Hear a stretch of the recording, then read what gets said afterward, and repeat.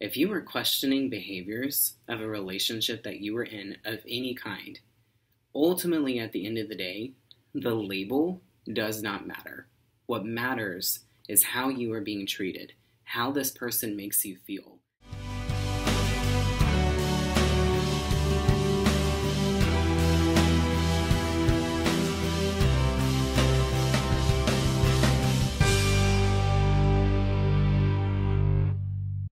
So I wanted to talk today about some signs that you might be in any kind of relationship with a narcissist. This isn't just exclusive to romantic relationships, but you can use this towards friendships, towards coworkers, and of course, romantic partners. Now, a little disclaimer, this isn't an all-inclusive list. It doesn't mean that they're going to have all of these characteristics, and it doesn't mean that these are the only characteristics of being in a relationship with a narcissist. But these are some very, very common signs that you will see. The first one, you kind of have to think back to the beginning of the relationship. And one of the most common things about narcissistic people, which is why this makes it so difficult, is because at the beginning especially, they're very likable and they're very charming. They're very charismatic. That's why people that aren't necessarily in a long-term or some kind of committed relationship with them, and they just know them from a surface level standpoint, that's why a lot of people like them. And this can be very confusing for people when they're trying to decipher or even talk about the problems that they have with this kind of individual, because people like them. The second one's an absolute classic. So they're conversation hogs, and the spotlight always has to be on them. They get really uneasy or they get really upset if they're not the center of attention at all times. One really easy sign to pick up on this is have you ever had a conversation with somebody, like maybe you're trying to tell them about how your day was at work or how your day was at school or just really any story at all. And they just kind of have this look on their face where you know that they're just waiting for you to stop talking. So that way they can either turn it back into them or they can take over the conversation. This is, in narcissism specifically, this is all the time. If they're in a group setting, they're the one that talks the loudest or continues to kind of like steer the conversation their way or interrupts. They always need the spotlight and they always need to be the center of attention. Now, we hear about the third one a lot, and that's where they lack empathy. I remember when I was with my narcissistic ex, whenever I would talk about a difficult experience or I would try to even mention something that upset me that they did, he never knew how to handle those kind of emotions. He literally would just have this blank stare going on in his face. And I remember there was even a situation, I had a boss that was extremely narcissistic.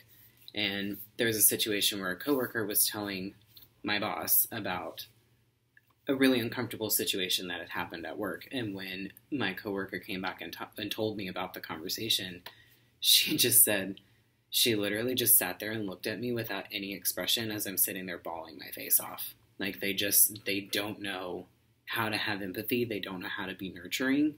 And this is probably one of the most universal signs when it comes to narcissism. Now, number 4 might actually really surprise you, and this is something that you kind of have to pay attention to and really kind of dig into a little bit. But it's very, very common that narcissistic or toxic people have a very difficult time maintaining long-term relationships.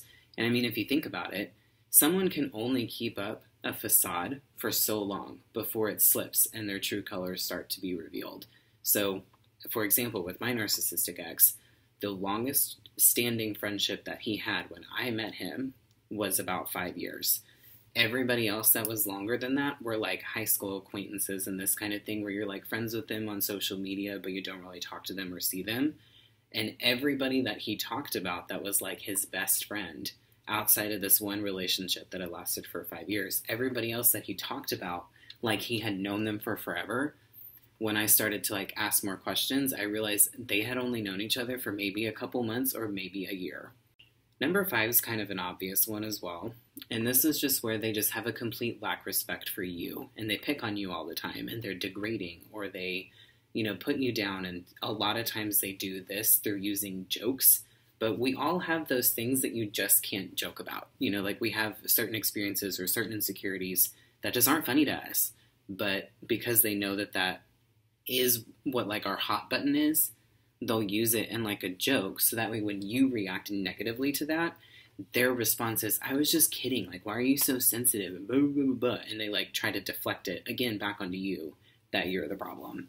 And number 6 kind of correlates right with that, which is where they are constantly gaslighting you. And if you're not 100% sure on what that term means, gaslighting is essentially where they avoid responsibility and accountability of their own actions by blaming you for their actions.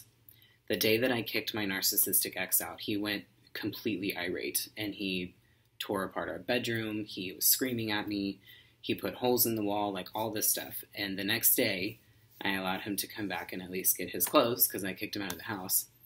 And he literally looked at me, and I had said to him, you know, the lines that you crossed yesterday, I just can't go back from.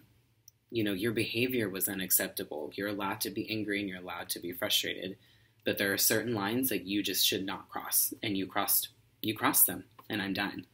And his response to me was, well, if you had just defended me to so-and-so, I wouldn't have reacted that way.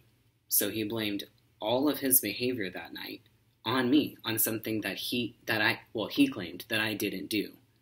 And that is exactly what gaslighting is. This is whenever they maybe start talking to you disrespectfully, or they start yelling at you, and you've been maintaining your composure the entire time, and you're like, why are you talking to me this way?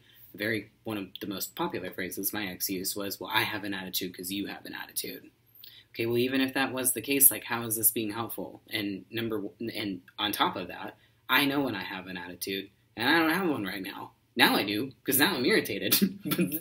Throughout this whole conversation, I haven't had one. But they're going to make up any kind of an excuse to where their behavior is a direct response to something that you did. And most of the time, it's complete BS. Number 7, they're right about everything. They're experts on everything. They're like a walking Google search. They're a walking encyclopedia. They just know it all. And because they're right about everything, number 8 makes perfect sense, which is they never apologize. Well, if they're right about everything, or you're to blame for everything, why would they ever apologize for their behaviors?